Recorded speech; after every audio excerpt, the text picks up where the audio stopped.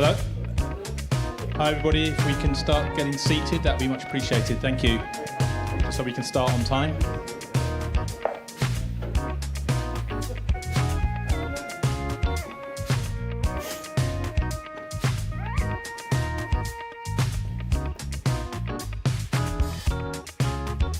Okay, thank you everyone. Welcome back, or welcome, whichever it is. The final session of 3 for the day. First speaker for this afternoon is Rupert. Don't need that. Thanks so much.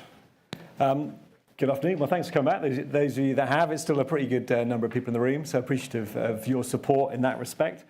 Just a heads up, we are going to do some Slido questions to the audience during this presentation. So I would like as many of you as possible to participate, because otherwise the data that comes back is going to be massively skewed in favour of those that could be bothered to answer. So if you've got a device and you're willing to participate, please do. The numbers are up there, so we'll just leave that there for a few seconds so that everybody can get on it if they haven't got on it so far. Don't feel obliged to then use it to ask me difficult questions later. Once you've done the participation, quite happy for you to shut it off and put it back in your pocket.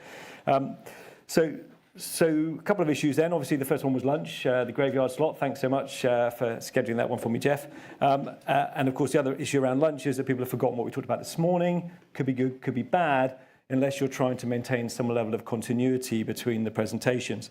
And of course, the title, the many routes to good cyber governance. I could spend weeks doing this, and actually I've only found 50 different cyber standards. So we should be done by tomorrow, if that's okay. I'm not going to try and challenge that, right? This morning, we've already heard from BSI around that standards organisation. Most of us will be aware of ISO 27001. I won't call it the gold standard, but maybe it is. And certainly it's very common. But I don't want to focus on that. I want to focus down at the start of the route to good governance. And that's where we're going to focus over the next 20 minutes. Just very quickly around C3IA, and Tim kindly introduced me at the beginning. We've been a long-time supporter to the Southwest Cluster, and also more broadly active in the region and within the thought leadership space with the UK Cyber Council, with the NCSC. We are an NCSC certified supplier, which means that we spend a lot of our time doing public sector work, but we do everything from micro to government departments, and we're also a Cyber Essentials certification body as well. So that does give us an insight into those that are less mature and just starting their journey in cybersecurity. So the first question then, why governance? Why is governance so important, and what have we heard about it this morning? I just want to bring together a little bit to frame as to where I want to move ahead. And I think I've sort of taken away that there's 3 real drivers for it. I think the first is expectation, okay? So we've heard around the expectation in its widest sense of society, of citizens, of business partners, of departments that are procuring things, and of government itself. You know, we're very, very privileged to have had DSIT speaking today, giving us that absolutely first-hand view. So there's a lot of expectations that don't necessarily say that we must take action, but indicate that we should do something to meet those expectations. The next one is requirement, and there are some specific requirements. We've heard this morning around some of those requirements within the industry, and they affect some organisations more than others, and we're going to dig into that a little bit further as well. Marty mentioned this morning social value, and how important that is now to be proving social value if you're looking to procure. And so that's something I've got a lot of first-hand experience of, but shouldn't be about winning the bid. It should be about the things you're doing because social value is important to your organisation as well. But the third element of this is the opportunities piece, because there's always a downside. It's complicated, it's costly, I don't understand it. But actually, if you get it right, there are huge opportunities, not just to meet those expectations and those requirements, but the opportunity to gain trust with your customers, to build relationships, to win work, and all of the things that go with those positive relationships. So that's the why of governance. So we now move on to the how of governance. Now, same picture, different perspective. Start at the bottom of the screen and look upwards, because here I still see divergence. And for some of the good reasons that were articulated this morning. But firstly, I think, let's look at the left-hand path. So we've got the regulated sectors, and I'm being pretty loose with my words and terms here just to simplify it. These are organisations that must do stuff because there are requirements that are being mandated upon them. So over the past 10 years or so ago, we've seen a lot more come into this space. I think that the main mark was in 2018 with the NIS regulations, the Network Information System regulations, and that really affected those organisations which provide the critical infrastructure, the fabric of society, the digital platforms and things that we require. That regulation set in law the powers of enforcement and penalties, of which Tom was talking about earlier, and therefore expectations and requirements are very, very high. And within this group, there are also some others, and I've put on here PCI. For those who are not familiar, PSTI is the one we were talking to about earlier, the Product Security and Telecoms Infrastructure Regulation. That's the one we were talking about around secure devices and secure products. They also now have regulation, and that's just a few examples. But what about the rest of us? If we go to the right-hand side of this channel, those of us working in business, a whole range of other types of organisations, maybe charities in the third sectors. Here, those requirements aren't as explicit, right? There's things that maybe we should do or could do, or maybe in one or two occasions, there are must do. So for example, the only must do that I picked out to highlight today, and it won't be the only one, was GDPR. We've heard talk about it. I can't think of an organisation I've met that doesn't deal with personal data because it has people in. So therefore, we have some must-dos even in that space. And that has a requirement to hold appropriate security measures in place to protect the personal data that you hold. Wow, that word appropriate, my gosh, have we spent a lot of effort on defining what that means for people, because it is different, and it is that, well, it depends type of situation. And for smaller or more immature organisations starting their journey to good cyber governance, they've got to try and unpack that and work out and be able to justify what they consider is appropriate. So as a practitioner in this space, and I would hazard, this is a practitioner's view, and I put that health warning on, these are neither the views of my employer nor of the NCSC, they are the views that I have taken from working over the last 8 years with a multitude of organisations. And I see that it's interpreting these requirements that creates the most difficulty for organisations, and I think is the biggest barrier to them embarking on a route to good governance. So that's the intro piece. So now we're going to do a little bit of context. I want to know where we are as a group, okay? And that's online, please, as well, if you could participate. Can they participate online? Yes, great, awesome. And certainly in the room. So let's go into it. There's 3 questions, and this is the first one, okay? You won't have every option under the sun, but try and choose the one that's most appropriate. I think you'll allow multiple answers on this first question. So from the organisations that you work with, or do they have a cyber-related certification? Okay, and I think that's, okay, great. We've got the data up there. I can just have a look at that. Okay, should we hold that one there? So actually, that's pretty impressive, okay? We're going to look at where we compare in just a second, but let's just take those numbers away. 70-odd % in Cyber Essentials. You'll find out that is well above national average in just a moment. ISO 27001 also very high, and also a range of other frameworks. So I would sort of expect this room to be ahead of the national average. So I'm pleased that it's that way. So thank you for participating. So let's have a look. Where are we then in terms of comparison? So there is no direct comparison to that question. But what I've done is gone to the NCSC Cyber Breaches Survey, which obviously comes out every year, and tried to pick things which are relevant. And this one is around the NCSC's 10 Steps to Cybersecurity, a framework in its own right. And they do an assessment of where are you on that? How many of the 10 areas or the 10 steps are you actually going on? And I think that if you're doing more than 5, that shows that you're on some sort of journey to governance, maybe not certification, but certainly governance. The other lens that you could look at, he says, reminding himself very quickly, is around the risk management piece. Is around the risk management piece. And if you're doing something in terms of risk management, then there's a good chance that you're going to be meeting some sorts of governance perspective.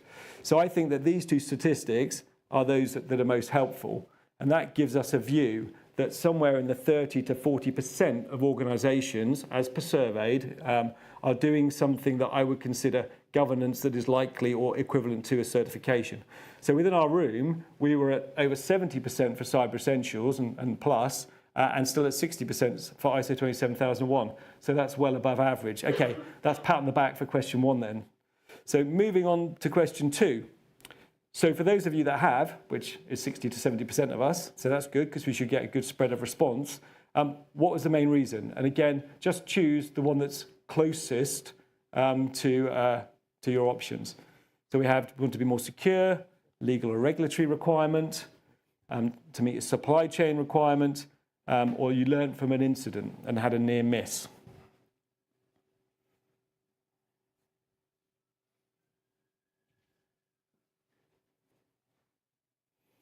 Okay, so actually this is really interesting, and I genuinely mean that, because the top one, which is we wanted to be more secure, at 30, oh no, it's just jumped down. Gosh, stop it, is now at 30%.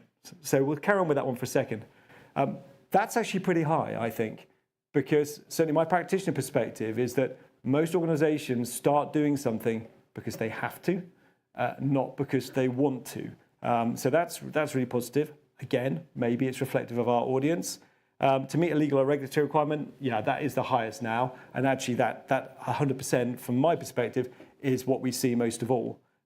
That's not necessarily, doesn't mean that they're not also, that you're not also serious around your security and with the right intent. It just means that wasn't necessarily the catalyst that got you there. And I think, yeah, the supply chain number is interesting too, because if I'd asked this question 5 years ago, you probably wouldn't have answered it in that way. That shows the trend of where we are at the moment. And thank you for the honesty, for the 8% of you that have had an issue and learned from that. And that's great, because if you learn from it, then you'll be better. In terms of comparison, I take this as a motivation question. And again, there isn't any specifically clear example, but I thought the first thing might be to look at what is the leadership priority in an organization. And that flows a little bit, actually. It's gone down a bit, but then this year it's gone back up. But clearly, there's a high level of leadership motivation. And in fact, that statistic reflects almost exactly where we were with Cyber Essentials and ISO 27K. So we are, right on the money in that perspective. I was going to say that considering only around 40% of people are doing governance activities, or maybe actually there's a bit of a mismatch between leadership intent and actually when the rubber hits the road. But that's certainly not true of this room. The other perspective that comes through in the breaches survey, and for me, I think this is a really rich source of data, is the qualitative analysis. So it's not numbers, it's what people have said. And I think what you can see here is that there's also a sense of risk and threat that is driving investments, and that people are beginning to be able to justify that because of these very real issues, they need to spend money. And I don't think that was there 3 or 4 years ago, even, to be honest, the ability to convince on the basis of these real things. So I think that's a step in the right direction on our route. Okay, last question. Oh, sorry. And so just to summarize, yeah, that's where we are with motivation. 60, 70% of the people. That isn't, I think that's an amazing movement over the last 10 years, but clearly there's still a lot to go at. Okay, last question. Okay, so this is only going to have a small level of response. Thankfully, it's percentages because so many of you have done something. But if you haven't, I'd like to know what the main reason you think might have been for why you haven't maybe able to proceed. And this is where we might have a disagreement between me and the room. So we'll see how that goes.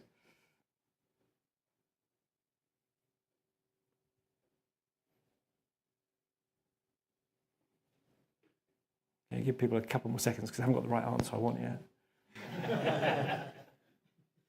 I should stand for Parliament. No, okay, let's stop there.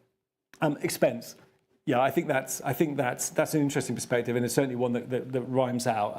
And we saw that people know that it's expensive, but they can justify it. I would say though that I wonder how informed that view is, because when you're talking around governance and some of that is procedural and organisational, and not necessarily involving expensive outlays.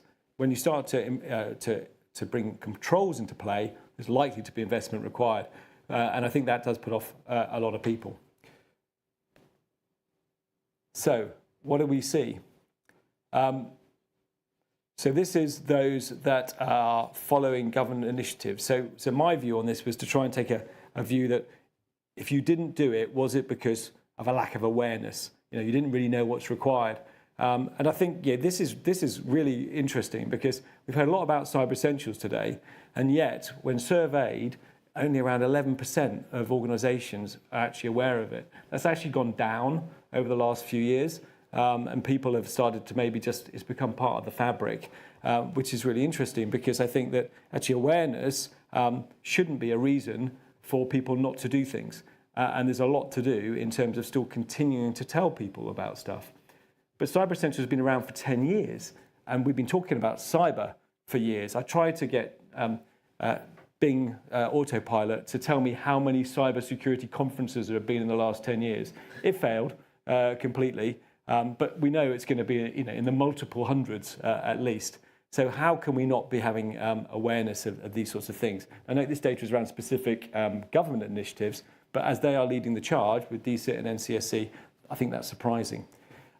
On the qualitative side, it's cost and resources, which actually chimes with what we've just heard in this room. And so it's, how can we overcome those sorts of challenges?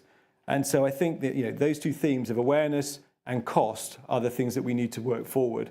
And how do we make people understand what they can do? So I have a view around advice and roadmaps. I think because of these issues, people have tried to make it easy for people to understand. And there is no shortage of both vendor, government, other bodies, interested groups that have come up with advice and roadmaps around how to do cyber. But I just sort of wonder that have we actually made it too confusing? By trying to make it simpler, we've made too much choice. And I think choice is a really interesting psychological piece, which I'm going to go off piece a little bit here for just a second. You go to the supermarket, there's 100 different types of ragu, right? Retailers have clocked that actually you give people too much choice, they walk out and they don't buy anything. It's called the paradox of choice. I'm sure we've all experienced it. Tesco's, a few years ago now, absolutely took action on that. They realised that this was happening, and they also needed to compete with the cut price Lidl and Aldi's that were offering low cost, low choice services. So they cut their lines, and it's made them become more profitable. There was a very well-known psychological example or experiment done around this. I'll try and get the guy's name around choice paralysis. Barry Schwartz, and he actually highlighted how a reduction in choice increased sales. And I would just wonder if there's something in this for cybersecurity, that in fact, if we made it simpler, gave people less choice, less routes to good governance, but more simpler structured routes to good governance, could that make it work? And maybe those routes already exist, but people are blurred and fogged by all of the others around it and the conflicting advice that they can get. So my advice to those of you, only the 30% or so, a smaller group than I'd expected, is just to start. You've got to start doing something. I'm a man of a certain age, and I've just joined the gym. We're not going to comment on how that's going, although Michael asked me that when I told him. Okay, it's early days, just let's leave it there. But the point is that I'd been meaning to do this for like 5 years. 5 years, I know I've got to do this, And yet the reality is that I've not done it. And I didn't do it because I didn't understand it. It was all too intimidating. I didn't know where to get started. I didn't want to be that guy walking around going, what should I be doing here? And then probably packing it in and leaving out. So I take that principle to everything. You've just got to start with something. But how do you start in a simple way in cyber? Well, I actually think the answer's here, right? There's two things I want to share with you, and these are practical approaches to getting started. So the first one is Cyber Essentials. And Cyber Essentials has been a real challenge, if I could, my personal view, for NCSC to justify its use and its value. When it first started, it saved you or prevented 80% of common internet-based attacks. But there wasn't really enough data to back that claim up. But they have now got some data around it, and they've linked it to cyber insurance. And you'll see that if you do Cyber Essentials, there's a very much reduced chance that you're going to be claiming on your cyber insurance. So that does, to me, say that it works, right?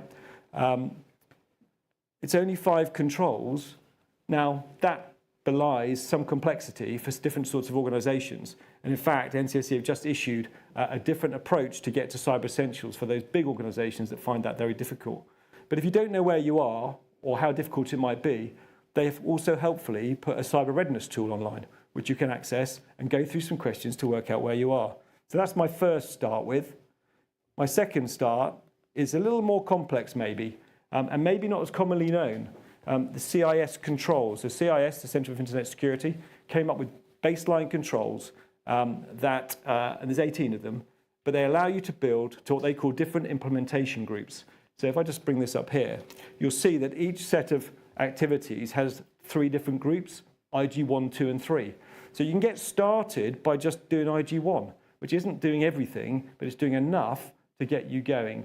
And they've proved that if you do this, you will be assured against 74% of the known hacking attack profiles on the MITRE attack profiles. So that is also a really accessible way of getting going with cyber. And my last comment about both of these is that they don't need you to have a complex threat and risk assessment process. These are no-brainers. These are things that every organization should have in place in a way that is appropriate for your organization, but you just need to get on with it. Just start. It's not that difficult. That's the summary I leave you with, and I would definitely commend those 2 things to you. We're going to do questions as part of the panel, so but obviously do put them on Slido, and thank you for your participation.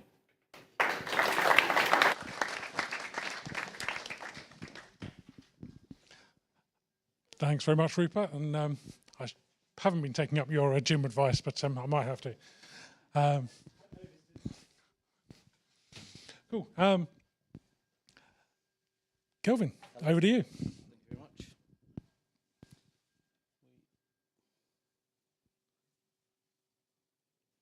We're on. Hi, everyone. My name's Kelvin. I'm from Greensafe IT. We're a highly accredited IT asset disposal company. So when Tom mentioned about that earlier, it was quite interesting to see that pop up. So what we're going to go through is a bit of information about how and what it is, and also how you can make it good for the environment. So obviously tying in very well to the ESG theme for the day. If we've got to click the next one. There is a couple of questions as well. So the first one is, what do you know about ITAD? The ITAD acronym. Were you aware of the acronym and what it stands for before today and the theme run up to the event?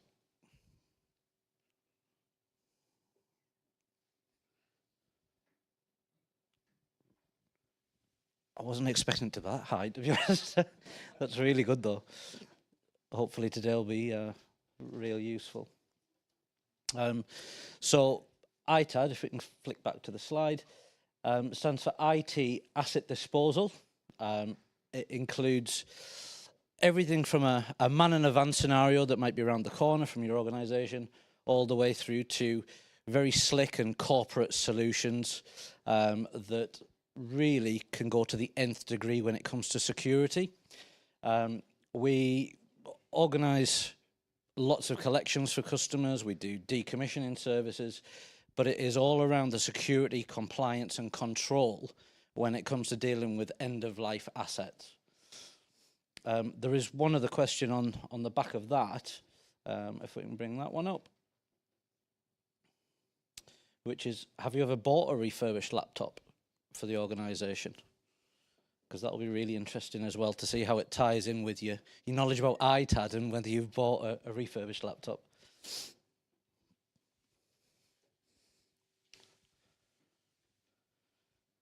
And you see the link there, so you might not have known what ITAD was, but quite a few have bought refurbished laptops. So that's really good. So tying into the other kind of social and governance side, we're going to touch on those as well to show how the ITAD element for your organisation links in really heavily to the ESG strategies within the business. So in here, I actually say that it's one of the most legislation-driven sectors that we work in, which is waste and recycling at its core. But obviously, today, talking about GDPR, the Data Protection Act, the WE Directive, the battery regulations, there's something that you might or might not have heard about, which is the POPs regulations, which is all about the flame retardant element within plastics when something comes to its end of life stage. So there's absolutely all sorts of pieces of legislation that we have to incorporate into the solution. With regards to tenders and frameworks, CSR was obviously a big thing for over the last 8 to 10 years, and I really do think personally for the opportunities that we see coming through in our inboxes, ESG's kind of top trumping that. From a broader perspective, the criteria and the weighting of it, we're seeing it tilt towards ESG over CSR alone, which obviously is only a good thing for today's event. Then you come to security and sustainability. So the security element, obviously you guys are very well up to speed on. The way that GDPR interlinks into this, and therefore sustainability because of the services we operate, is the fact that in line with Article 28 of GDPR, you have to have a written agreement in place with whoever is taking your redundant assets away. And lots of people don't do that. They'll get the cheapest service provider that might be around the corner, as opposed to an all singing, all dancing accredited solution. And then last piece at the bottom there, just to show the kind of impact. So across the public and private sector, you get different uptakes, obviously. But in the public sector, just doing a bit of research for the slides, quite recently, the Welsh Government, and it was a TD Synex link, the Welsh Government are looking at a framework for £200 million with regards to purchasing and procurement of IT equipment. That is heavily emphasised towards refurbished kit. So more and more equipment now is going to need to be refurbished when it's going into organisations. And obviously that has massive benefits for the earth at the end of the day, as well as organisations. So the starting slide was, how do we make good ITAD good for the environment? There's many, many ways that we can do that. But what we've got to look first at is, where is the line between just doing something that is legally required, as we've been talking about, as opposed to going up above and beyond? So good ITAD, generally you'd be looking for what's called an ADISA certified solution. So when we talk about accreditations and things like that, ISO 27001 really is looking at your own company's data, how it stores it, how it does what it does with it. The ADISA standard is actually looking at your third-party service providers and how they dispose of that equipment for you. So whether it's secure collection, whether it's double-person crew, to make sure that if they need to pull over and go to the toilet, the kit is not left unattended. We do things like geofencing routes to make sure that the trucks don't go outside the actual A to B route that was pre-agreed. There's absolutely all sorts, but to take it back to the man in a van, they won't do any of that. They'll just pick up whatever they can get their hands on a round-robin route, minimal cost, maximum profit for them, but not really providing a secure and compliant solution for the organisation they're collecting from. So included in the services that we provide, you'd be looking at robust asset management. So that can include on-site and off-site, make, model, serial number capture, serial number of drives, and so on and so on. Then you're looking at secure erasure and destruction of the items. Obviously, you guys are probably aware of the name Blanco. I don't know if that rings a bell, but that's like the Hoover or the Dyson of the secure erasure world. So it's a software program that overwrites the data with binary. Many people call it erasure, but it's actually overwriting the data instead. Then you've got what most people would think of most in the solution is the resale or recycling. And that's a key piece that we're going to talk about in a couple of slides, where recycling, if it's done properly and it's not going to landfill and they haven't cherry-picked what they want and just chucked the rest as a service provider, that's the baseline, as we would call it. In line with the WE Directive, more than 80% of the equipment has to be recycled. But good ITAD is reuse. If you're reusing equipment, it's much better for you and the environment because materials are not just then being potentially chucked away. They're getting the maximum use out of that from all the equipment and materials that were mined originally across the world, then the manufacturing process that's taken place. To reuse all of that effort and energy is the best way forward. So give a bit of information on that. There's lots of studies out there, but to pick a name in particular, everybody I'm sure will be aware of. Dell did a study into a rack server and found that actually through the life of the unit, there's nearly 7 tons of carbon emissions, over 6,300 kilos, and 90% of that was in the use phase, 7% was in the manufacturing. So what they've actually calculated on the back of all that is that by reusing the item just once, you're having a more than 6% reduction in its greenhouse gas emissions for that product life cycle. But we get units that we'll provide life cycle services for, and we might see that same unit 3 or 4 times from that business, and we'll constantly be erasing the drive, putting it back in a customer's stock where they can call it off again for deployment. So really, again, the reuse is so much better than recycling.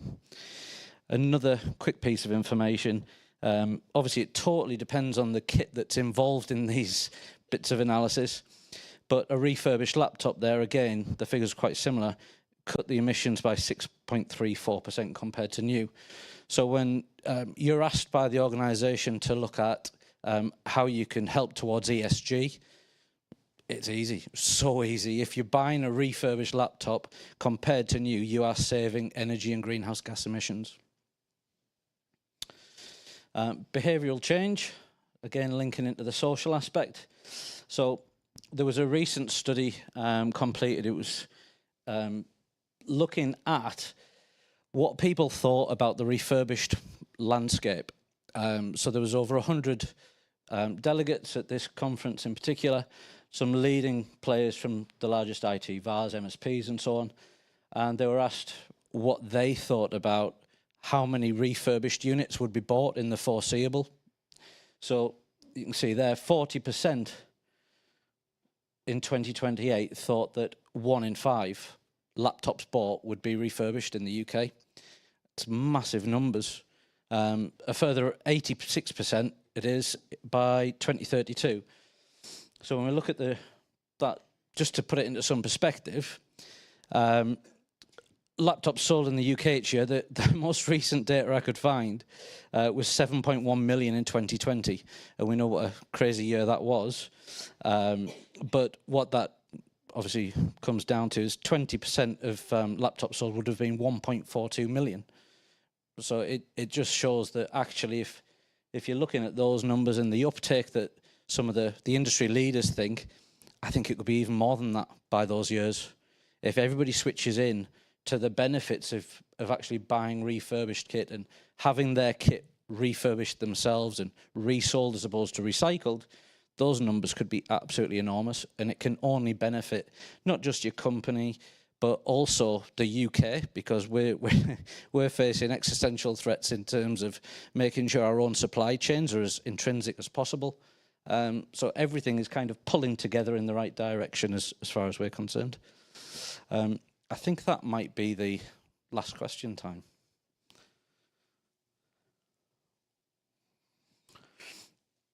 So when end user devices are refreshed at the 3 or 5 year stage, what does your organisation generally do with them?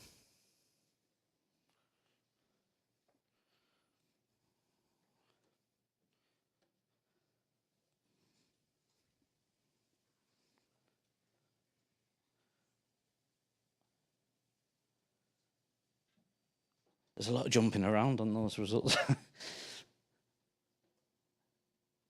That's, you know what, that's pretty much what I was expecting. We see so many companies give them to charities or staff internally. Quite often they'll be refreshed and kept in the store cupboard for spares, but at the same time, if somebody needs one for their kid to do some homeschooling, and they might be the owners of the business's favourite employee or whatever it is, they get given the laptop to take home for the kid. Whilst it's a really nice thing to do, it really does open a lot of risk to the business, because how is that data being erased or destroyed? What happens when the child takes it to school, forgets it, it's on the train or whatever? There could be all sorts of implications. So whilst it might be a nice thing to do, what we would say is, look, really take a look at that. Have it sent to a specialist for erasure first, get it back and then give it to them. There's lots of things you can do to make sure the risk mitigation is put in place. So I was a bit early with that question. The motivation, so we're looking at, well, in terms of behavioural change, what will help make an organisation change to refurbished and reuse. So we believe that the smaller the organisation, the bigger the draw to those decisions. But really, when you also look at public sector, as I mentioned before, and large corporates getting a bit of a slap on the back in a naughty way as opposed to a good way to try and change their habits and become greener, there's so many, as you can see here. So supporting the circular economy, more cost effective. Obviously, the cost of a refurbished unit to purchase is the fraction of a cost of brand new. Buying experience, we'll put a smiley face in next to that. You wouldn't be dealing with an OEM, you're dealing with people that actually can help you in various ways, not just by trying to sell you a laptop as quick as they can. More choice, availability. Obviously, we've seen many availability issues over the last couple of years, whether it's chip shortages, shipping lane blockages, you name it, we've seen it recently. So obviously, by having refurbished kit from UK suppliers, that cuts all of those issues out of the way. Support for legacy estate, as we mentioned before, about spare parts and so on. Customization options. And probably the biggest one at the bottom there, flexible options. So the best explanation I can give for that is you might have VIPs using really good bits of kit, but not everybody needs that. So quite often we'll get requests for 100 laptops to be sent to warehouse staff because they can have what we would call grade C. It might heavy signs of usage, but actually it's still a really good working unit, and it can be doing a really good job in a business, but might go for, I'm going to put it out there, £40 as opposed to £700. So there's massive motivation, I would believe, within an organisation to move towards refurbished. The consequences, so I'm genuinely not a tree hugger as it goes. I do love the environment and want to do the best we can for it, but there's something called World Overshoot Day. I don't know if many of you heard of that. It's not one of my questions, but it's not a common phrase, to be honest.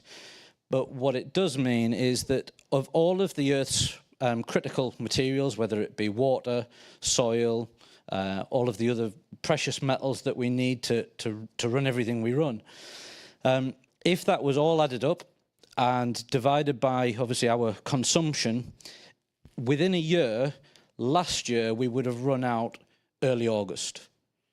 It's yet to be revealed for this year, but it just shows you that actually, in terms of the material and the consumption that we have as a population in the world, it's way too much. We're not going to, it's not going to be next year, obviously, that something will happen, but we can't go on like we're going on. We need to actually make some real conscious decisions, and these are not difficult decisions to make, refurbished as opposed to new. There's a lot of evidence to say it would be a good thing for you. So it's just another bit of a pointer to say, look, this is why we're promoting what we do. The conclusions, we've got one, assuming that the right ITAD is chosen. The ICO themselves actually do explicitly say you should be looking at an ADISA certified company. ADISA ensures GDPR compliance with regards to data destruction.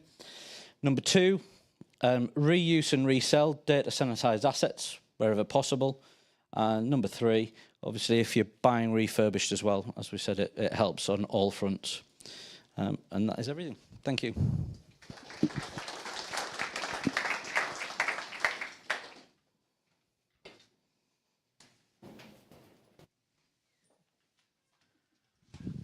Thanks, Kelvin. Brilliant. I thought, really useful just to look at that far right-hand end of the asset life cycle and actually what we can do to make a difference. So really useful. And lastly, Penny, over to you. But not least, does it work? Yes, it does. You're on that one. Yeah, didn't want to have to hold that and this at the same time. Hello, I'm Penny Jackson, and I'm here to look at the S in ESG, the social element of ESG. So that's a very wide topic, so I'll try and keep it on track.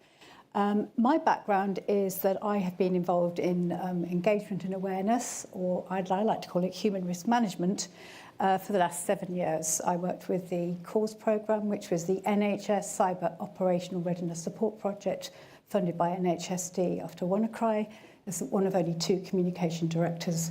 And I worked with 10 trusts and PHSC for 3 years.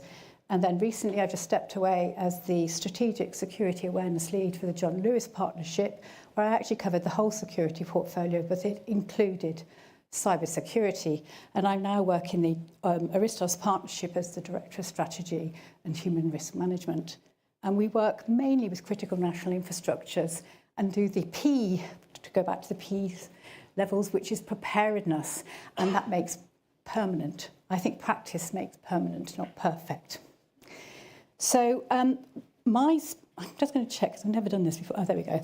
So I'm talking about the virtuous learning environment. Now, business looks at risk. It pays attention to risk because it's where it can make a difference to how it hits the bottom line, and whether it can ensure that its people that work with it are also managing that risk safely operationally. An example of that, if we think about it, is health and safety. Now, in terms of health and safety, most people in society are quite comfortable as that is a common parlance. In other words, if you said to somebody that's because of health and safety, they might misquote why they're using it, but the fact is they're not uncomfortable asking questions around that space. Now, if I give you an example, if you had a party at a village hall, 27-year-olds careering around that village hall, you would do, whether you think it or not, a health and safety risk assessment. You think, well, is the door straight onto a main road? Must make sure that stays shut. Is that pile of chairs in the corner going to topple on a child if they run towards it? And is the food allergy safe? Have I got nuts on the table when someone's going to choke and die, or they've got a nut allergy? No one feels uncomfortable asking the questions that enable you to manage the risk safely and keep everybody healthy.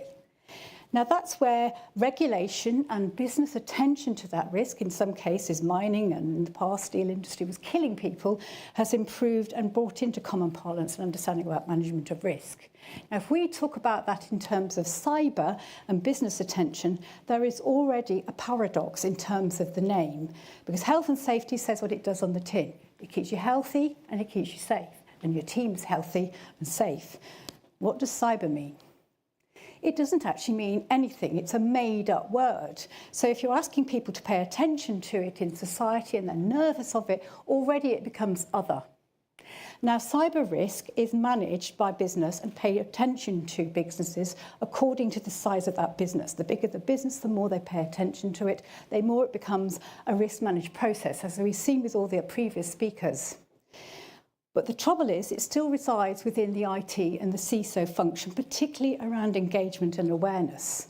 They are also not only being asked to manage that risk, they're also being asked to allow people to understand it. They're employing people to get you engaged in that process. That's a big ask. I'm not going to put down the IT teams, but they're not known for their communication skills necessarily.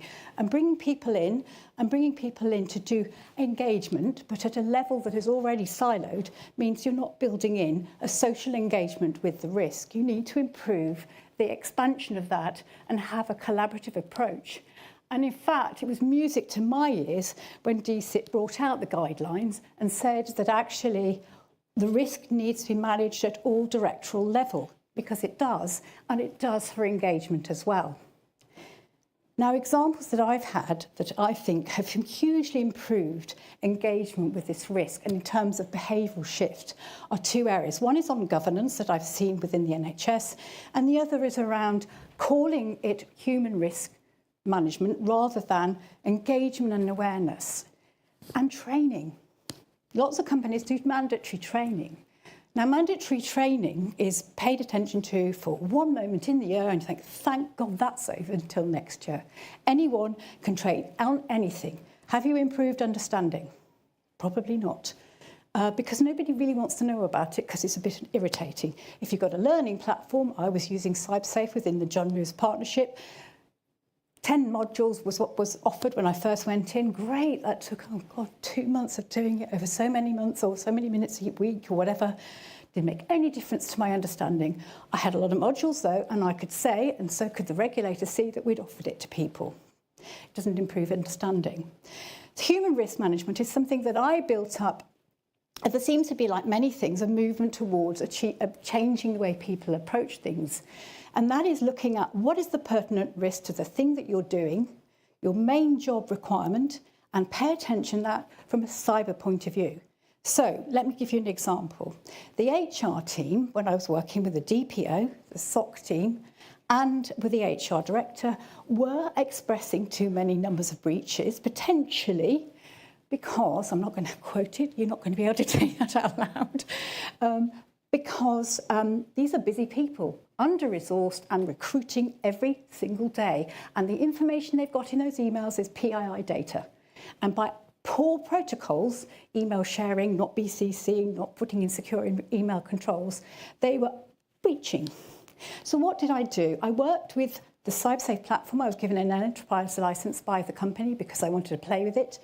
And we gave them modules that had the language of the HR team.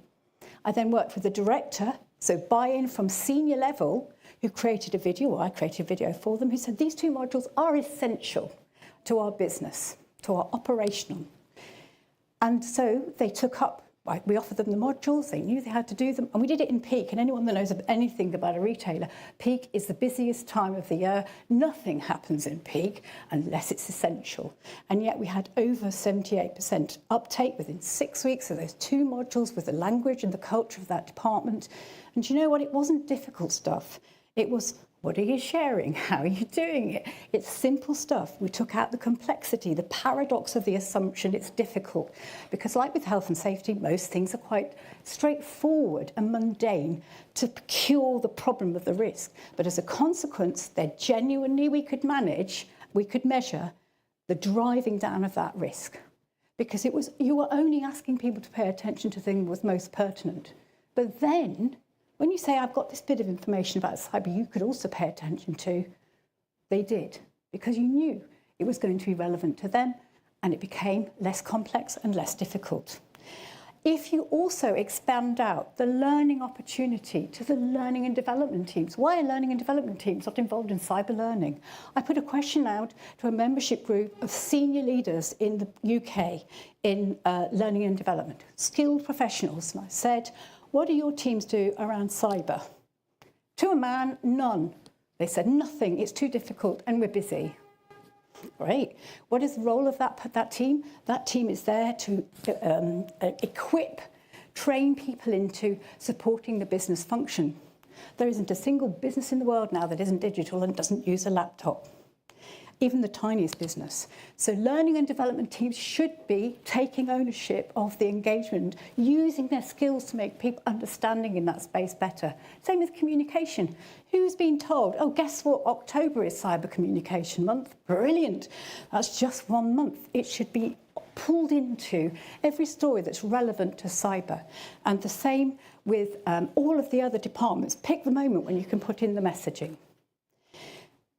The other piece that I said that I saw a real benefit in creating that collaborative ownership of cyber risk is through the NHS system that were brought in information asset owners. Some of you may know this if you work in public service, and that is not calling your data systems, you call them assets. And the people that are responsible or accountable for them are information asset owners, the people who use them the most. Let's go back to HR as an example. HR directors say to them, right, what's the system your people use to put in their leave, to find out their pay? You're accountable. And you give them a letter of delegation. We did with the NHS. We gave them a CEO mandated letter saying, you are accountable. You're the owner of this asset. But we know you're busy, so you can nominate publicly with the letter of delegation information asset assistance. And that meant that they paid attention to how people were using that asset, what was the state of the contract, and any issues they were picking up.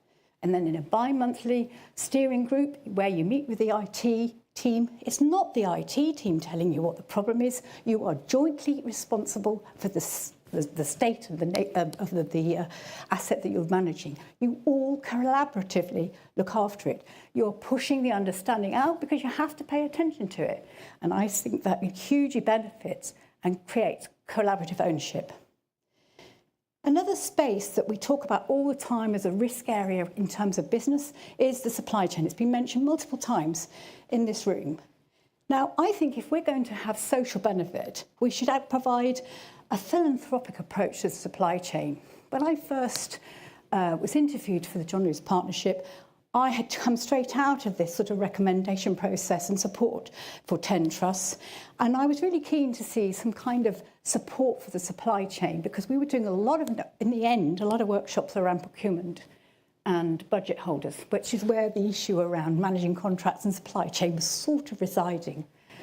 And what we did, and what I would suggest is the cyber essentials that was mentioned by Rupert.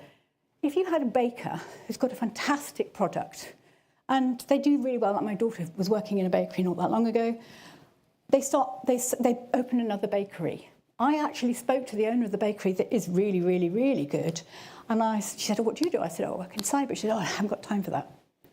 Small supply chain providers are providing hundreds of jobs, but they don't have time to pay attention to the thing we know is a really important risk. So why don't big organisations that these organisations want to sell into be more philanthropic and say, if you're this level of an organisation, we'll help you get to Cyber Essentials, because it means we know you know what you're talking about. It helps to support the risk management process. And what they could do, instead of just saying this is the framework and it's on the NCSC's website, which it is, they could say, we'll have a helpline. That is providing a secure environment, providing philanthropic opportunity to learn by saying, we know you need some help to do this because you're too busy making the cakes. So I think it's that opportunity to have a social conscience as well as providing society with a benefit in the supply chain. So finally, I want to take you through to how business risk has developed into improvement within society as a whole. Now, I've just worked, just before I left in January, end of January, for the John Lewis Partnership, on the IoT regulation that came out in April 2024. That's a huge challenge, that regulation. Imagine the thousands of things that are internet enabled that you can buy in a shop, from a baby monitor to a doorbell to a clever washing machine, all the things that organisation sells. Now, they're defined as a retailer, so they're not responsible for the management of the contract, but they are selling it. So I was working with the NCSC and John Lewis Partnership to look at the customer point of sale advice on this piece of information. Now, the social benefit of the regulation coming in is that it was understood by government that businesses were selling things to people that were making them vulnerable to cyber attacks. So there came a mass point when they said, well, it's got to stop. You're not telling people that your admin password default needs to be changed. We need to educate. I mean, obviously you're not going to do it, so we'll encourage you, make it requirement to do. I think it's going to take longer than April for it to happen, because the manufacturers have all got to hit compliance, and that's not easy. They need also the other simple fix, and again, it's not complex. How you fix the risk is they've got to say how long they'll support the item for. 5 years is the requirement. After that, then the updates won't happen and the vulnerability could come into the IoT piece that you're using. Sorry about the cough.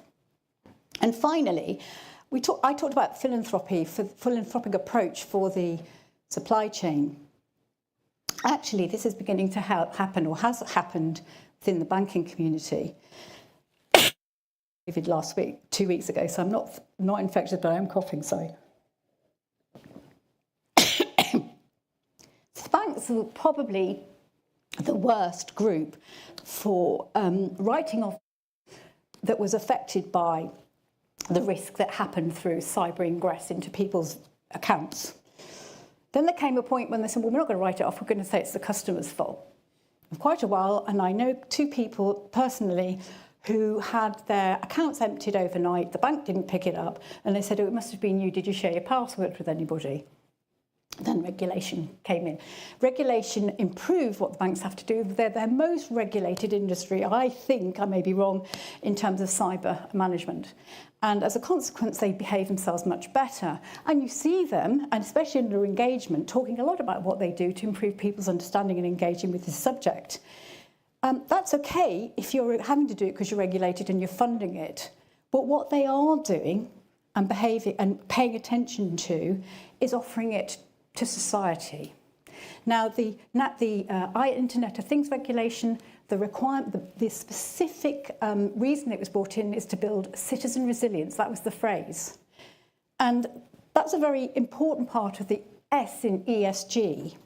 And the Barclays Bank, we may have heard the digital wings, and other banks do it too, so I'm sure there are other labels or brands you might want to refer to, have decided they need to educate their customer. It's not good enough to blame the customer, let's educate them. They're putting a lot of funding into developing training programs available to charities, to schools, to universities, and to businesses actually, on how to use your tech, and more importantly, how to keep yourself cyber secure.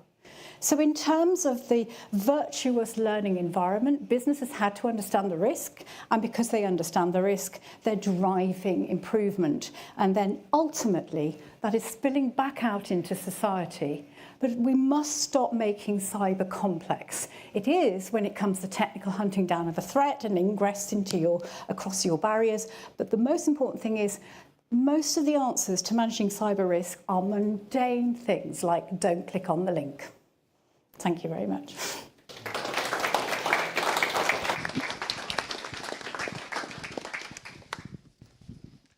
Cool. Thank you, Penny. A very clear, keep it simple message, I think, is the summary from that. So our last panel session of the day. So if I can invite Rupert, Kelvin and Penny to join Michael at the front, and we'll go over to any questions.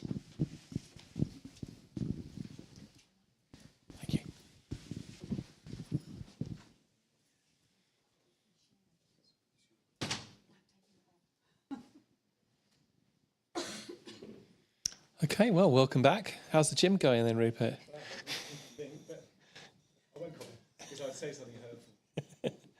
Okay, so we've got some questions here. So I'll kick off, go straight into it. Would new kit be more efficient for power usage rather than an inefficient device? So reuse no longer a saving. That one's for you, Kelvin. It is. It's a good question, and initially you would expect that to be the case.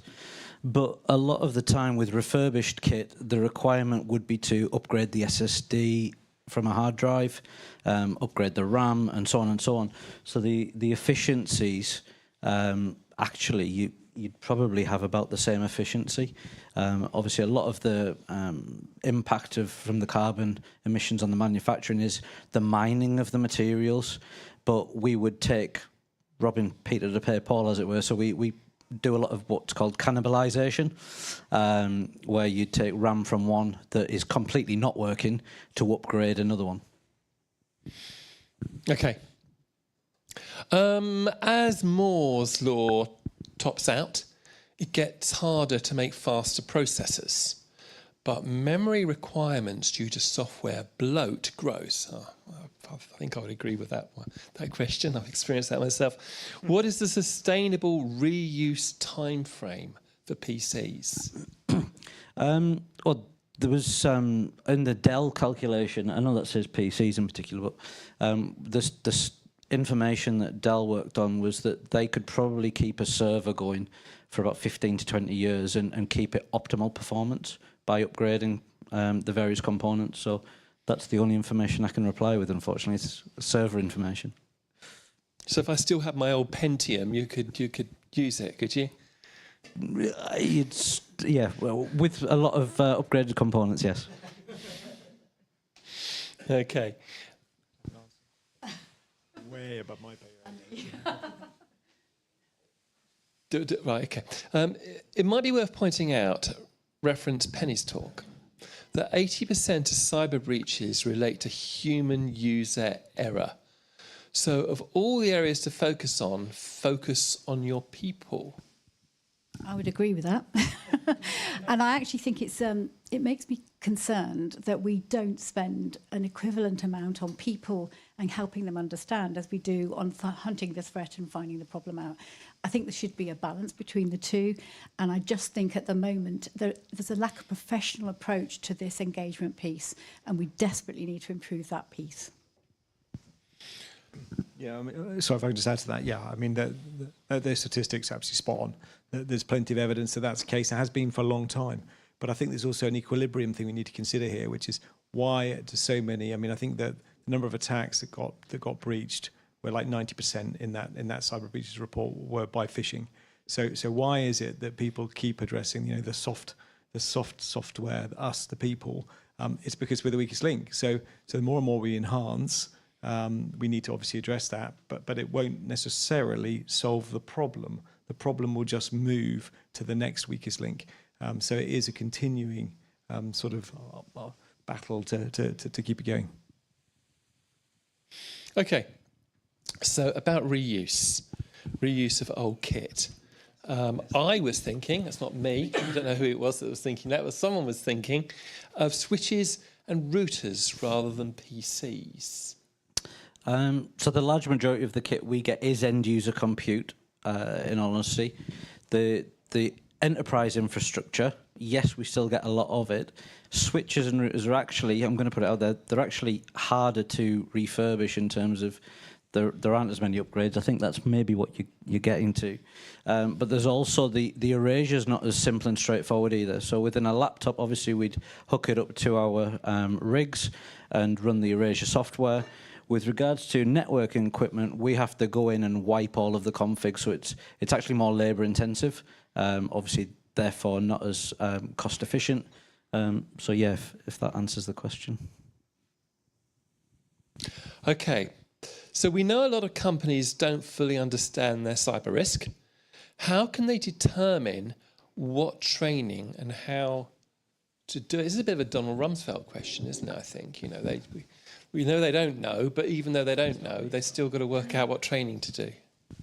So I'll start from an overall sort of governance perspective. Yeah, it is Rumsfeld. It's unknown unknowns. If you don't know where you're starting, well, why are you sitting there worrying about it? Just do something. That's my point. There are plenty of entry-level approaches to cyber education awareness, whether that's in person, online. I mean, it's free. It's the bane of the commercial sector who used to sell this stuff. NCSC put it out there for nothing. There's plenty of stuff. So it's a personal view again, but I get a little bit tired of people putting excuses out there as to I don't know how to get started, because there's so much to choose from. That maybe is the problem, as I indicated earlier on, but just do something, because doing one little thing is going to help you on the journey. It might not be the right thing. You might not know that till later, but you can then test and adjust. You just got to get it into the practice of your organisation.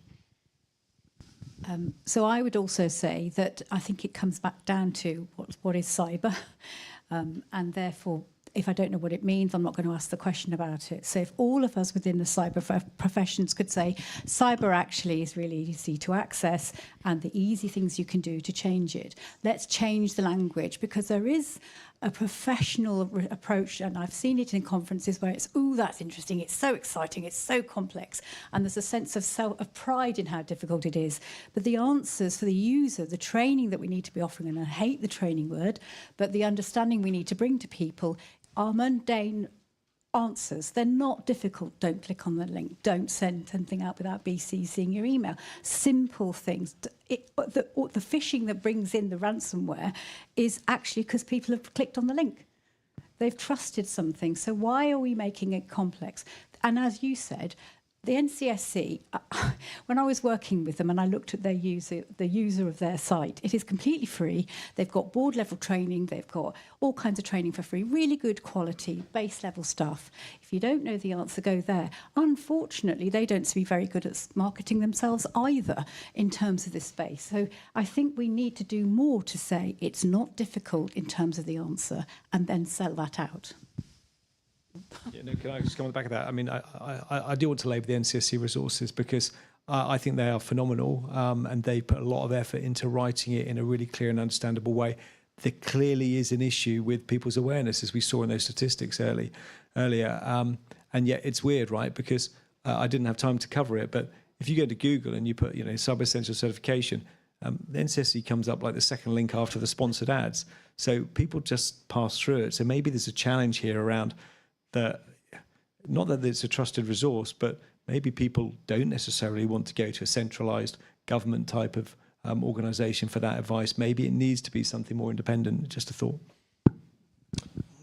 Okay, now here's a question about the cloud. Does the move to the cloud help to achieve ESG and cyber compliance? Yeah, I'll start, but I'm not going to get very far. So there's about 3 questions in there, I think. So the first one is around cyber compliance. Let's start with that. I think whether you're in the cloud or whether you're on your own infrastructure and tin, people always point out that being in the cloud is just somebody else's string and tin. So the issues of cyber governance and cyber controls remain the same. The question is who's responsible for them.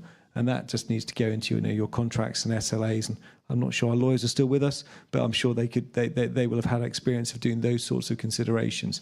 You're not moving the risk necessarily. You're just moving the technology. So that's the sort of cyber governance perspective. Who would like to pick up on the environmental perspective piece? Oh, hello. First of all, I totally agree with that. The risk is still a risk. It's still there, just in a different facility. With regards to the environmental side, obviously, if you move into cloud, I'm not an expert in cloud hosting or anything like that, but I would absolutely imagine there's efficiencies there.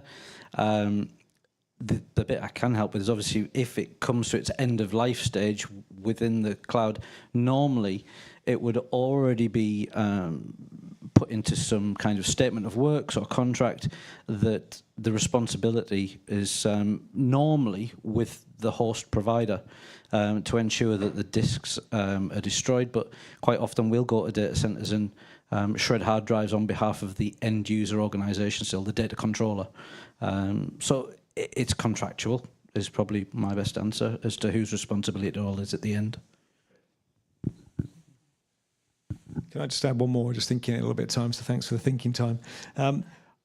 One thing around the cyber and cloud piece, I think, is that if it is difficult for you, maybe moving to the cloud, and depending upon the model you choose, might bring in some of those controls and configurations of responsibility of somebody else to administer. It doesn't mean to say that you're not eventually responsible, but it's worth looking at that perspective. But I think there is also potentially one other challenge that comes in with the cloud, and when you start to outsource to some degree your services, is that of independent assurance. And that's what we talked about, the supply chain assurance piece. We've seen plenty of examples where actually your suppliers have let you down. The MOD, unfortunately, have had a payroll hack issue. That is a supply chain issue in the last couple of weeks. So I think what you need to think about is if you're having other people do things for you, how are you certain they're doing what they say they're doing? And there is an independent assurance piece that you should be considering. Okay, right, so the next question. Before I hand it over to you, I think I've got an answer to the next question. What do we need to do to train employees about the E part of ESG? And I got this idea. There's an event on the internet. It's called the ESG Show. It's really very good. I'm trying to remember the name of the guy that presents it. What's his name? Oh, it's me. That's right. Yeah. So have a look at that. It's also available on YouTube. You can put it into YouTube, ESG Show. But perhaps you guys would like to have a go answering that question as well. Yeah. So my background is actually in waste and recycling since 2007. So there's lots of things that can be done in terms of toolbox talks that organisations would supply in-house. There's something called the CIWM, which is the Chartered Institute of Waste Management. So if people are looking for something a bit more official with some kind of letters behind them, suppose, then there's absolutely all sorts out there for people that would find resources for any angle of the environmental, not just IT that we're talking about, but any aspect of resource and waste management. I'll take a slightly different approach, which is from a business that has to do ESG now as part of its social value requirements. So we do, in the company I work for, C3A, we do an awful lot of work to government. We've heard around the social value requirements that you must prove the value that you're creating as you go through in all of these areas. And so we've had to really think quite hard around, well, how are we going to get to carbon zero? How are we going to reduce, set ourselves on a glide path to get there? How do we make people understand? And just anecdotally, just this week, we were looking at this very issue. We're a consultancy business, so the only thing we really control, other than a couple of relatively modest buildings, is our travel. And so how do we change that issue of travel, which could make a big difference to our particular figures, maybe not to the world as a whole, but was, well, do we take a policy approach? Do we put rules in place around what people do and what they don't do? And in fact, what we settle at the moment is, the great thing about the world we live in a digital data world is there's so much data available. And clearly, we know where people travel, we know when they travel, we know how they travel. So we're exploring the idea of giving individuals their sort of carbon efficiency score, if you like, and that will try and create a behaviour change that people will think differently about the choices they're making. So we'll start at an individual level. We won't tell people you can't go places, you can't do things, but think about, maybe think about how you could get there. Use a cycle to work scheme, go on a bus, go on the train, whatever, rather than just getting in your car straight away. I would just say a lot of big businesses have got their own sustainability groups that are looking at, if you're a construction company, they have to have teams that look at how each project has an environmental impact and the sustainability impact. Use those teams to tell that story back into their own organisations and inspire. And very often it's younger people that are very, very, very passionate about this. Let them be the people that are shouting the loudest to lead forward. And then, like you said, have senior leadership buy and say, yeah, and I'm not going to travel on this, I'm not going to use that because, and then show and demonstrate. I think that would help people engage with it more. Okay, and do the panellists feel that the populace as a whole has sufficient understanding of the environmental cost of AI? No? No. That's a simple answer. I think we're only just starting to unpack this. We're starting to see news stories, aren't we, about the processing power required to drive it. There was one this week, I can't remember the statistics. But it's like all things, and I can't remember, but it was Tom, I think, earlier on, he was really clear around the pace of change. We're going to move forward. It will be transformational. We'll learn that it's all not as great as we think it is. And this is going to be one potential downside that needs to be managed. But I certainly don't think that we understand not just around the environmental aspects, but many aspects around it right now. Does that not partly depend upon where the server farms are? So if the server farms are in Iceland or something, then the environmental costs would be a lot lower, wouldn't it, if the energy is generated locally? I'm not going to suppose I'd rather take a data-driven approach, and I don't have that knowledge. So does anybody? Okay.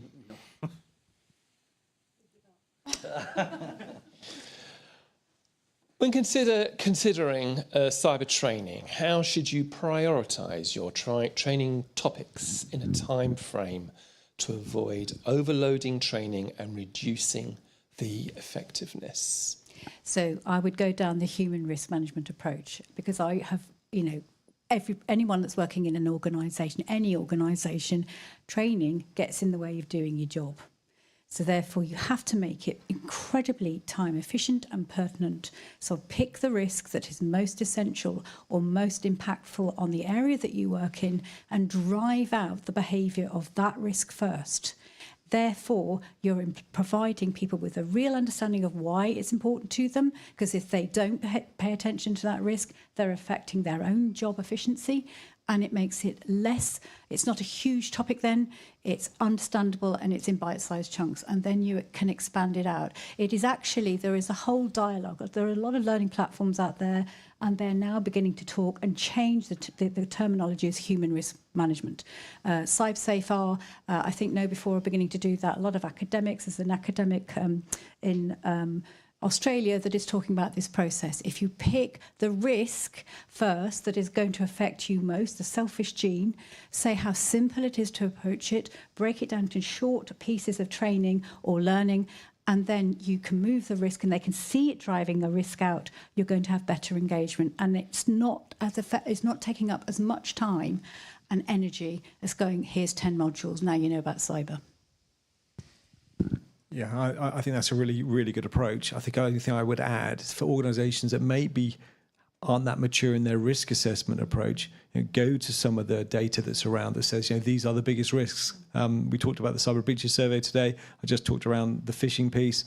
If you look at that sort of data point, you go, okay, so actually phishing is 90% of the cause of how organisations get hacked. Only about 15% is technical. Well, I'm going to focus on that phishing module. That's the sort of way I'd approach it.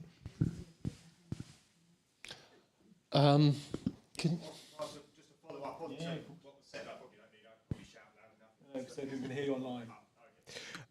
So obviously you said about making the training, it gets in the way, so make it short, sharp, simple, effective, etc. Yeah. But so as an academic, I do a lot of work in training development, particularly around digital skills and cybersecurity. And actually the short, sharp, yes, is useful in certain situations.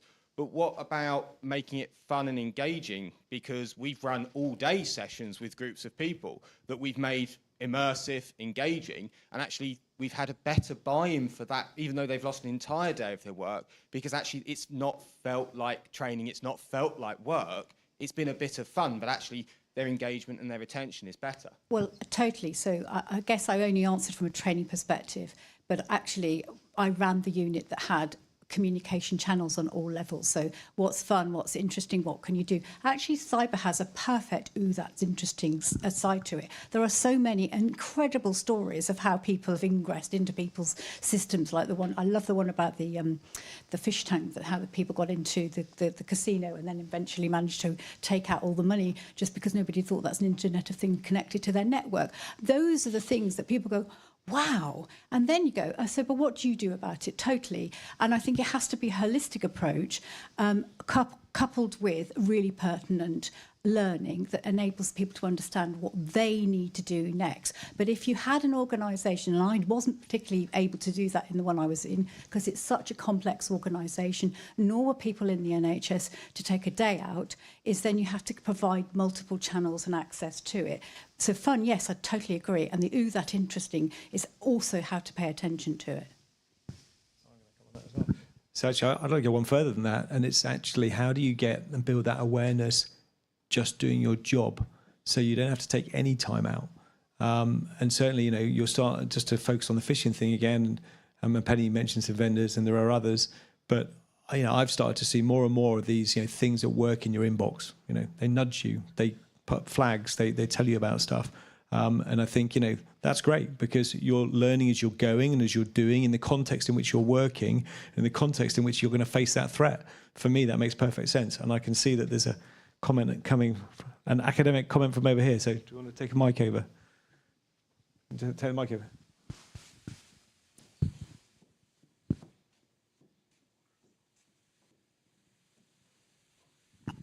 Yeah, sorry, but we now had for 10 minutes end user blaming and everything is phishing. Isn't that at the end we just accept that the software and security industry is not able to deliver a decent product? Honestly speaking, do we really expect end users to detect and recognize a phishing email given how well they are these days? I think we really need to think about more pushing liability on software vendors. I mean, clearly that depends on the organization. If you are an end user organization yourself, managing real estate, you are not in control of the quality of the software except in your buying decisions. But otherwise, we really need to push for more secure systems and not blame the end users. So I guess there's a couple of lenses you could look through there. We've we've heard around the sort of centralised regulation thoughts and approach, and I thought that that DCIT approach, and they showed the different levels and approaches to how they want to try and change behaviours, was really interesting. We could say that the IoT regulation that came in April is a good example of where actually the tolerance with waiting for people to do the right thing has run out, and therefore you're going to be made to do it. Maybe we'll see that extend to other areas as well, around some of the software that we're talking about here. I think the other challenge, the other lens is the marketplace. We can choose which systems we buy and use, not maybe as much freely as you'd like to be, because and clearly those are issues that the EU and competition organisations are very much seized with. But there is a marketplace and there is choice, and so and there is also innovation. So there's opportunities for those that can fix these problems to take market and for people to move and exercise that choice. And I think that, of course, is where many economies and many governments would like to see innovation and improvement happen rather than have to use a stick. Just a perception. Make it quick. Yeah. I'd also like to say that actually it's been proven that if you just use phishing tests as a means to pay attention to the risk, that's declining. People get scared by it and it doesn't actually help improve their behavioural shift. But what you can do then is look at what are they doing in their own personal environments, on their LinkedIn, their Facebook, what are they doing when they're looking for stuff on Instagram, and saying, let's educate you on how you manage your privacy settings, because this is where criminals are looking at your background and providing themselves with the information to do the phishing in the first place. There's some fantastic examples of a bank recently that lost within, I think it was 90 seconds, huge numbers of data because they'd spent 1 year socially engineering one of their C-suite. And eventually they discovered the member of the C-suite loved horses. They created a relationship with this individual, was entirely fake. And eventually that person clicked on a link and out-exfiltrated a huge amount of data. So I personally worked with our leadership sending out information on how to keep safe on LinkedIn, not least because journalists were interested in the team. So it's educating all of the environment and not just saying it's within the process of email protocols and what you need to understand and know. But if you look at Google and other things, they're already going, alert, this is an external email. It may be rather, low level, but it makes you think, okay, oh yeah, I talked to this person, but am I still okay to talk to this person? Just things like that are the way the platforms are improving the relationship with the alert. Okay, look, the time is up and we do have 3 questions. So can we just cover those 3 questions, but could I just ask one of you, just one person, to answer each question and to ask them as quickly as possible. So if I give you 60 seconds to answer a question, and I think one of them we might already have answered actually. How would you advise organisations who have to integrate multiple assurance frameworks effectively without overwhelming their teams? Who wants? Rupert. I'll take this one. So just so quickly, commonality and prioritisation. Those are the ways you've got to approach it. What you'll find when you look at frameworks, if you really dig into them, that they're often asking many of the same things, but you've got to be therefore efficient in the way you address them. And there is a little bit of stepping back and going, okay, how can we do this? And if we can't do it all at once because it's overwhelming, then we have to prioritise. As we've discussed, that's a risk-based activity. Okay, now this question, isn't this quite similar to the question we had over there earlier? Isn't the focus on human error not a result of accepting that software security is bad? Shouldn't we instead not push for more liability as software vendors? Have we answered that question? Should we move on then? Last question then. Are we deploying IT that is insufficiently secure by design, or indeed private by design? Are we too lax in allowing human cybersec error? So, I mean, you can all answer it, but I'd ask you to answer it super I think this is the same question, but it's not about software, it's about the equipment, fundamentally, that we've just discussed. I personally don't think, I live in an imperfect world. I don't think we'll ever reach perfection. So even if we legislate and we put policies in place and we put greater penalties in place, it still happens. We heard about ICO penalties earlier. They've been going on for years. They still happen. So we are always going to be in an imperfect situation, is my view. I actually think we should elevate the relationship between secure by design and cybersecurity. I think if we spent more time when you're building in, even within procurement, that the management of a contract end to end, so you know it's secure, the security from the other end is working, then you would improve that relationship. There's not enough tension. It's usually a tiny little team that have to work it through in big organisations. So expand that relationship with the secure by design and also at the architect level, because that's when you can really build in design that improves that security. Okay, thank you. Kelvin, anything to add? Anything to say at all? Little Because bit. you're So, the last one. Yeah, just with regards to assets that come to us, sometimes we really struggle if they're cloud locked, also BIOS locked and things like that. So there are security measures within the kit as it comes out. So it's just ensuring that when people are purchasing products, they are choosing things that actually are private and secure by design. There are options out there. Okay, well, thank you very much. Thank you, everybody. Thank you to you all. And I'll hand over to...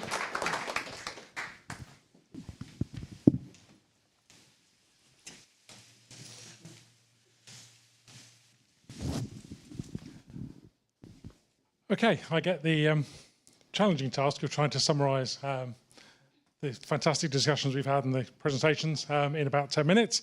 And as the only thing standing between a final flurry of networking or the A38, I shall be as brief as I can. I think we should have a Slido to go. So just a word cloud. Stick your thoughts in there, please. And we'll have a look at those at the end. So we'll do those while I'm talking.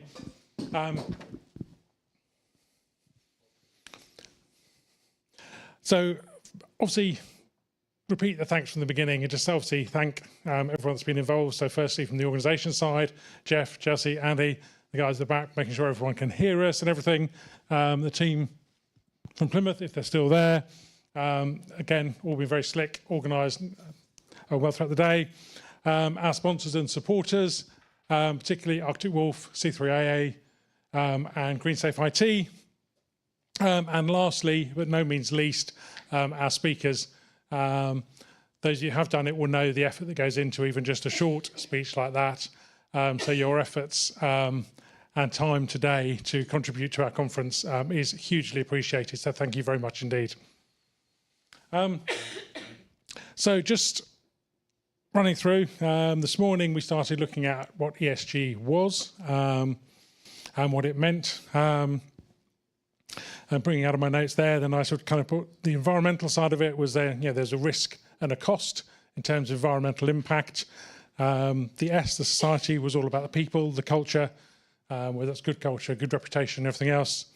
And the G, the governance, legislation, compliance, and all those sort of things. As we move on into session 2, element there coming out a bit of, it's cost. Cyber is a cost, so it's still perceived a lot of places as cost. But actually, we need to change the culture. We need to change that view. We need to change that perspective of it being a cost and actually see cyber as being good, a good benefit to the business, a good benefit to society, and a good thing that adds to it. And we talked about that virtual circle of how law, the society, so back to people again, and cyber, we're all driving that change. And we also saw somehow the standards that support that. The final session this afternoon, we kind of brought that through. We looked at governance being a journey. And again, back to that, keep it simple. Simple choices, keep it and get it. Begin that journey and just make a start and do something rather than nothing. And then looked at some of the environment, actually having thought as we were going through that much of what we were talking about was societal and people. We did actually get some environmental benefits and the idea of reuse or recycling, and actually that sort of far end of the life cycle. And then back to the training and people, and again, that keep it simple, simple changes to make things better. Right, before my closing thought, let's see what we've got. Okay, I wonder if do the larger letters mean more people have said it? Yeah. Cool. Okay. So snappy and insightful. Good. Okay. Important stakeholder awareness, C-suite, ESG, more work to integrate needed. Okay. Provoking, educative, interesting. Cool. Okay. No, that looks good. That looks like that's sort of nothing I wouldn't disagree with there, and a good summary, and so clearly a positive response to what we've achieved. So before I close, been asked to remind you that when you go out, if you go down in the lift, you're looking for the first floor, not the ground floor. The main exit is actually on the first floor of this building. And also let you know, for those of you that don't already, we're also supporting B-Sides Exeter, which is the first Exeter B-Sides, which is on the 27th of July. So it's a Saturday, so you don't have to take time off work, possibly. But it's that different slant of a cyber conference, so it's much more focused on the individual and learning and developing those core skills. But yeah, that's coming up in a few months' time. So finally, closing thought on all this. Personally, and I haven't agreed this with my fellow cluster people, but we're sort of, I think we're all reasonably in agreement, but we've proven that link, the intrinsic link between cyber and ESG. They do come together. And actually, I can't read my writing now. Yeah, and so that cyber risk is a key risk. It's a material risk. It's never going to go away. Pandora's box and all that. It is out there. Cyber is going to be a perennial problem, and it's a problem that needs people to solve. So that, for me, I think it's that of all the threads from today, it's that society, that's a social thread, that people thread that we pick up and we take forward. And I think that, for me, that fits very well with our cyber cluster, our cyber community, our community of cyber professionals in the Southwest, where we can help take that cyber and ESG piece forward. But on that note, thank you very much for your time. Thank you very much, everyone, for coming today, whether in person or online. I think there's still more tea and coffee, but if not, there's a little bit of networking. So feel free to mingle, chat, and discuss. But otherwise, thank you very much for your time, and safe journeys home.